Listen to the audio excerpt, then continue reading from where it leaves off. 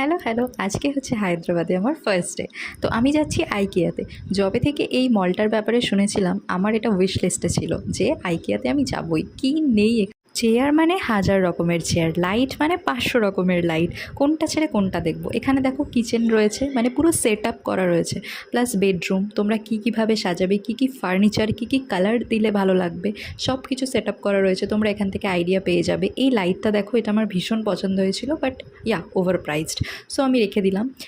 তারপরে দেখো এই ঘরগুলো, মানে এই রুমগুলো দেখো, ভীষণ ভীষণ ভালো লেগেছে আমার এই সেট আপটা। যাই হোক, এরপর একটু ছবি তুলে নিলাম। এরপর আমরা চলে গেলাম সিঁড়ি দিয়ে নেমে নিচের ফ্লোরে। এখানে ওরে বাবা, এখানে তো আরও মানে লাখ লাখ জিনিস, তোমরা দেখে শেষ করতে পারবে না। তো আমরা মোটামুটি টুকটাক ছোটোখাটো জিনিস কিনে নিয়েছি, কারণ বেশি ভারী জিনিস তো আমরা কলকাতায় নিয়ে যেতে পারবো না। এরপর আমরা চলে গেলাম বিলিং সেকশানে, আর এত হেঁটে প্রচণ্ড গরম লাগছিলো, তাই একটু সফট খেয়ে নিলাম। এরপর এখান থেকে বেরিয়ে গেলাম হোটেলের দিকে। ওকে